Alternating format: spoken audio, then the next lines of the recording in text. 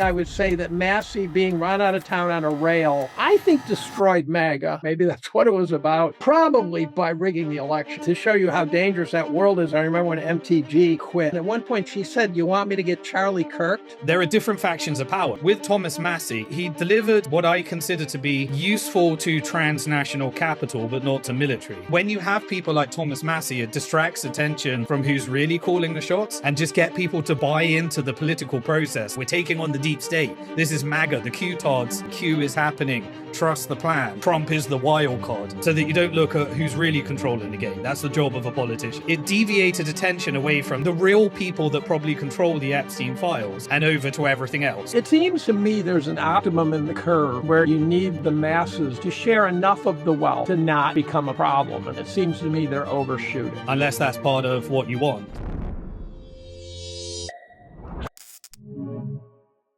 I'm always starting with the base assumption that anyone that gets into a position of power is already corrupt and evil. That's correct. I believe that's absolutely correct. Correct. And so if they get there, we can just kind of assume that moving forward. So I want to get your take actually on Thomas Massie and him getting primaried and not being there anymore. I'm just curious what your read of the situation is and him ultimately. Well, Massie is sort of 80% good guy to me. And that is that there's things he could have done he didn't do, and I don't know why, and I'm not in his shoes. And to show you how dangerous that world is, I remember when MTG quit, and I was on a podcast with a couple people, and they were criticizing her from head to toe for quitting. They said, "Look, you stayed till the end of the term." And at one point she said, "You want me to get Charlie Kirked?" I'm going, that's kind of telling you the story about why she quit. She was going to get killed. And I was defending her. And what this podcast group didn't realize is I had just finished brawling with Ted Cruz and Mark Levin and Victor Davis Hanson for using the word Hitler in a podcast. And so I was pretty fried myself. So I was sympathetic to those who'd say, "Fuck it, I'm out of here." And they said, "Well, she took on the job." And I go, she agreed to be a congresswoman, not a Navy SEAL. I mean, she didn't sign up for that part. So Massie had information that he didn't give us. Yep.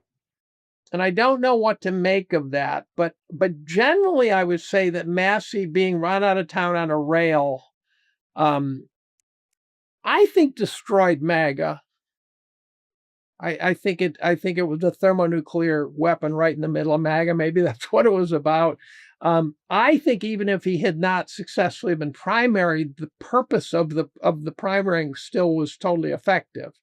So if you're some generic congressperson and you watch Massie get taken to the precipice, even if he doesn't get shoved over, which he did, probably by rigging the election. I'm appalled I didn't even think of that until after the election.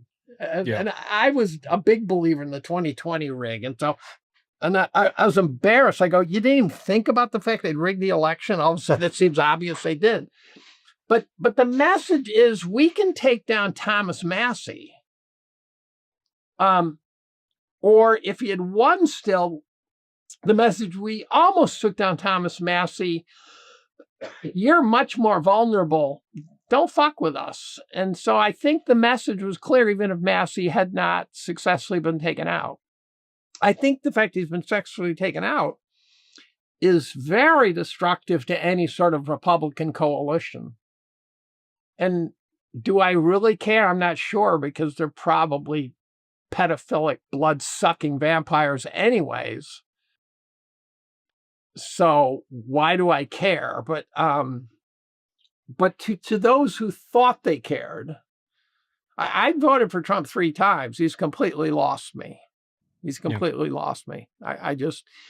You name what he said he'd do, and I'll tell you how he didn't do it. And there might be 4D chess going on in the background, but at some point 4D chess has to translate into a checkmate. And Doge looked phenomenal to me. We got nothing. Did you watch the Carlson interview? Buckley and Tucker Carlson. It's really worth watching. I don't think I saw that one, no. So Buckley Carlson and Tucker Carlson did a show, and I wasn't going to watch it. Someone said, no, you got to watch it. And so I watched it. And they start out, and unfortunately, if you're anti-Trump, you'd quit within 15 minutes. And when I post on Twitter, I said, look, no matter whether you lean way left or way right, stay with this. You will be rewarded for staying with it, trying to get people to not hang up on it because of it. So I started explaining why Buckley was so enthusiastic about Trump back way before anyone else was even willing to admit it, back in 2015. And then they slowly go through the rotting process, and by the end, they're just saying there is nothing left here. We've got nothing, no level of support left in us. One thing that Buckley said that bothered me, because I was so troubled by the event, but it hadn't clicked quite at the level that Buckley got to, was the January 6th story, where I think the response to January 6th was one of the most treasonous events in U.S. history to me. I think the incarceration of all these people in what were gulag level conditions, it was just horrible for doing nothing, right? For exercise. Some guys maybe should have done a little time for doing something bad, but it just, the wholesale incarceration was just a treasonous moment. I'd like to find the guys who did that, throw them in jail, throw away the key, period, QED, hang them from the neck until dead. I have no sympathy for that crowd. And Trump pardoned him on day one, which was good. But Buckley pointed out that for 4 years, he had the podium. He had a voice. He had a powerful voice, even though he wasn't president. And he said or did nothing. He could have said they're being treated poorly. He could have defended the Republican Party didn't back anybody. Unforgivable Republican Party, a bunch of cowards. They wouldn't defend the guys who went there. These are, 18% of the guys who were there were unemployed. They were veterans. It was kind of a slice through the bottom of the K-shaped economy. Yeah. And yet no one backed him. They were left to rot in jail for 4 years. No one backed him. And it hadn't clicked how profoundly negligent that was. That's what bothered me the most about that interview. But the interview is really good. And Buckley really brings an A game to the interview. Definitely worth checking out. I'd dig it out. Peptides have exploded over the last year. Search interest just hit an all-time high, and people are searching peptides more than AI right now. One company I actually trust in the space is Real Peptides. And here's what I've been running. BPC 157 was the biggest standout for recovery. Tessa and Ipamorelin helped me put on the most size I've ever had. Trinity X, a GLP-3, was incredibly potent for appetite control, and DSIP has become my go-to for sleep when I need a reset. Sourcing matters a lot, and Real Peptides is research use only, third-party tested, and even endotoxin tested, which few do. So hit realpeptides.co or scan the QR code on the screen and use code BTC Sessions for 40% off your first purchase. One company I like pointing people to when they ask about Bitcoin mining is Abundant Minds. They were founded by Bo and Christine Turner after losing over $500,000 to broken promises in the mining industry. And they built their hosting model to remove the usual headaches. With Abundant Minds, you own your machines and keep 100% of the Bitcoin you mine. There's no revenue share, no hidden skims. Pricing is simple. One flat monthly fee covers power, parts, labor, and repairs. They also guarantee uptime. If a machine goes down, their hash rate redirect system routes hash power from their fleet so earnings don't just stop. And every machine is insured at full replacement value. Everything is hosted in the US, powered by Hydro, and mining equipment may qualify for 100% year one bonus depreciation. Learn more at abundantminds.com/sessions. So I was curious if you had any thoughts or comments on Massie and how you viewed it, because again, starting from that position that while he was there, I was kind of working on the assumption are you playing the heel? Are you for real? Because again, the assumption is if you made it, you're corrupted. But now that he's out, maybe some of it was real. I don't know. What are your thoughts, Simon? Yeah. So my thoughts on this is, look, in terms of what we were talking about before, to understand how power works, you have to really understand how the mafia works. And the mafia is, you initiate people in, they take tasks and you have to prove yourself with fulfilling those tasks. And then if you want to climb the ladder, you have to go shoot someone, and you have to have compromise where you can't leave. That's how politics is done, from my understanding. And so if you take, you first try and fund them, and then they have to work for the lobby, and their job is to have an acceptable narrative to make people believe that they're working for the people while they work for the lobby. That's the job of a politician. And so your job is to create all of the popularity. One way of doing that is to introduce a bill that will never get through, like end the Fed. So if you say end the Fed, everyone loves you, but it will never actually happen. The Fed won't be ended. And so that's a good strategy. It was like the Bitcoin one, the rug pull on the Bitcoin people that Trump did. I was going to say, even we have the new one now, what is it, ARMA? It's like American Modernization or something assets. Yeah. Is that just setting up for midterms? Again, something that's never going to be passed, just trying to carry some favor for midterms. Yeah, all you're trying to do is you're trying to get people to believe that your vote matters and that you need to invest more time in the political process so that you don't look at who's really controlling the game. And so, you have funding, and then you do tasks.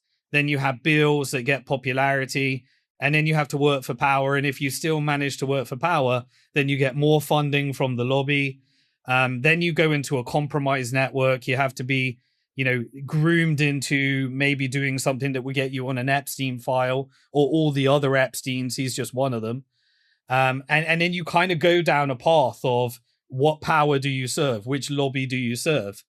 And then by the time you get to Trump's position, you have to be in some sick hole or do something really twisted, so that you can never deviate away from power. And if you do, you end up JFK'd at the most extreme. But that's like, the whole process of politics. But your job is to make the people believe you work for them while you work for the lobby. And so with Thomas Massie, there are different factions of power, right? There's the military lobby, which is aligned with Zionism and Israel.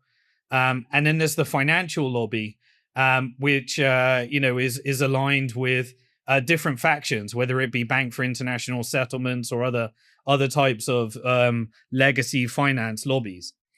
And so he kind of, so he got attacked by the Israeli lobby, because he delivered what I consider to be useful to transnational capital, but not to military, which is the release of the Epstein files. What did he do in the release of the Epstein files? He released enough to weaken the dollar, lose faith in the American system as an ethical party, throw the royal family and the crown under the bus. Absolutely. Really throw Israel under the bus, because now after that point, everyone's like, okay, these are Mossad operations. It gave the plausible deniability from the military to say, if it wasn't for blackmail, we wouldn't be doing this.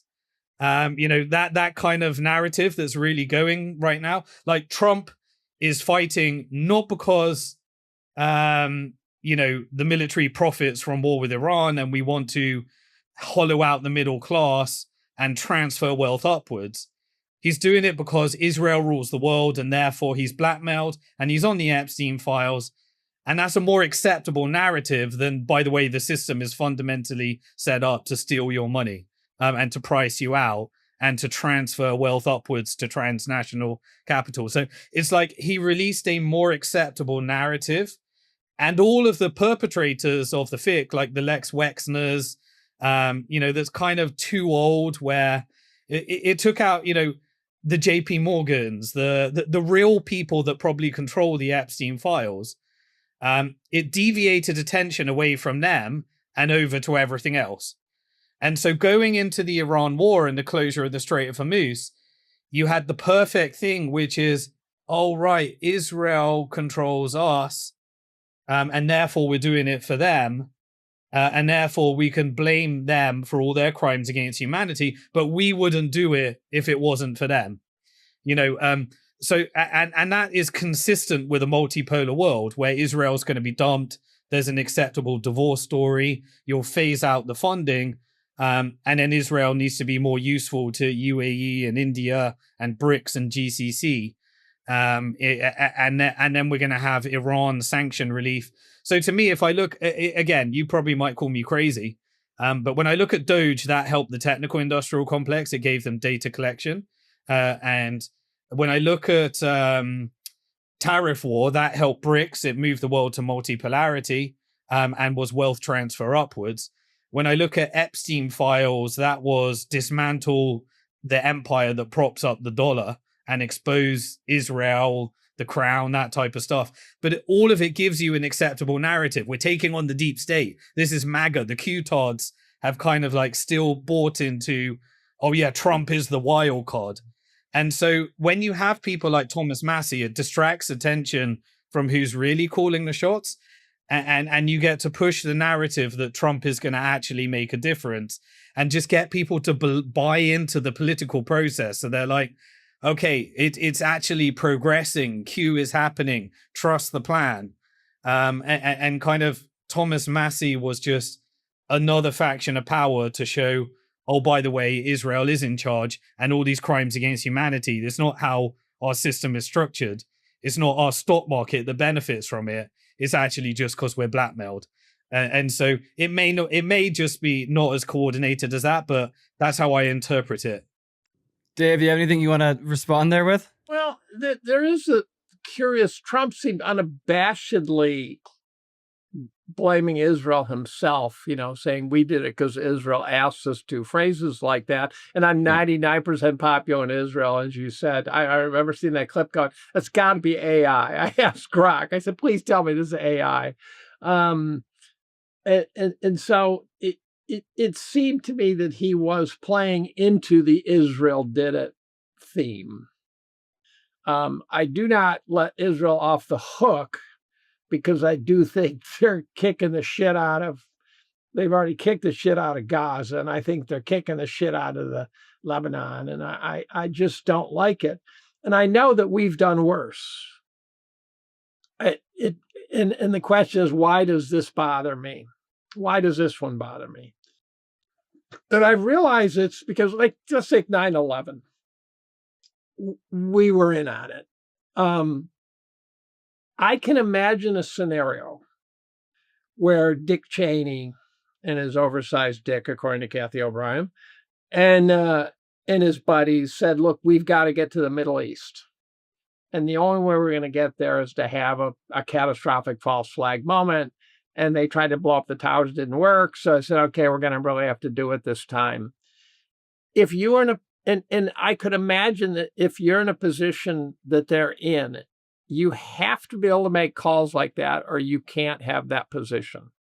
So when you drop people on Omaha Beach, tens of thousands are going to die. You have to live with that.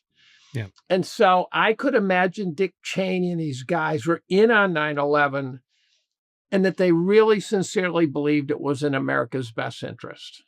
Now, the problem I have with the Israel story is I'm having trouble saying that we're doing that because it really is in America's best interest. I really do feel like we're not doing what's in America's best interest and that we are controlled. That's where you have to make the separation between even the Confessions of an Economic Understanding of the World. It's not America as a nation state. It's America as a vehicle, just like the British Empire was. Right. Of transferring wealth from the people through the debt markets over to the equity markets and transnational capital. And America, and that is the post-World War II Bretton Woods system, because the Federal Reserve was the same system. You had the Bank of England, the British East India Company, and the government that takes on the debt in order to bankrupt the government, bankrupt the businesses, and bankrupt the people, transfer wealth up, peak centralization, then destroy the currency as world reserve currency, and then set up a new host, which was Federal Reserve, World War I, Great Depression, World War II, Cold War, fake war on terror, and now immigration crisis in order to manufacture civil unrest. It seems to me there's an optimum in the curve where you need the masses to share enough of the wealth to not become a problem. And it seems to me they're overshooting. Unless that's part of what you want. So if you want a technocratic Orwellian police and surveillance state, then the Which strategy we seem to be heading straight for. So then the strategy that they've always used in the rest of the world, you just bring it back home, which is civil unrest, color revolutions, domestic terrorism, privatized police state. I mean, there's 2 million people in prisons in America. That, you know, every person in prison is just simply a dividend to private corporate interest. Every deportation, they built out all the Palantir technology. They've got all the Doge data. And so if you want to disrupt Europe, UK, asset strip America, and concentrate all the wealth upwards while you move into multipolarity, and you have a larger global, Palantir, artificial intelligence, data centers in space, CCB integrated infrastructure of one global government, then you need to manufacture civil unrest. And so you need algorithms to drive people into the most extreme version of themselves. And then you shake them all up. And then you get what you've got: Bank Secrecy Act, Patriot Act, Genius Act, Clarity Act. And you've got the full justification for programmable money integrated into everything that America has already beta tested around the world, particularly in Gaza. You, yes, you watching the Bitcoin price movements and the latest exciting news. It's awesome to stay informed, but the real power of Bitcoin comes from taking control. Don't just watch, take action. Head over to btcsessions.ca/learn for free step-by-step tutorials that guide you through every major skill you need to know, plus full video playlists for deeper dives on any topic you like. And if you're ready for the ultimate fast track, scroll to the bottom and check out bitcoinmentor.io for premium one-on-one experience with my team of Bitcoin experts to ensure you get it right the first time. Don't wait. Secure your Bitcoin future today. Hit the link in the show notes or scan the QR code on the screen.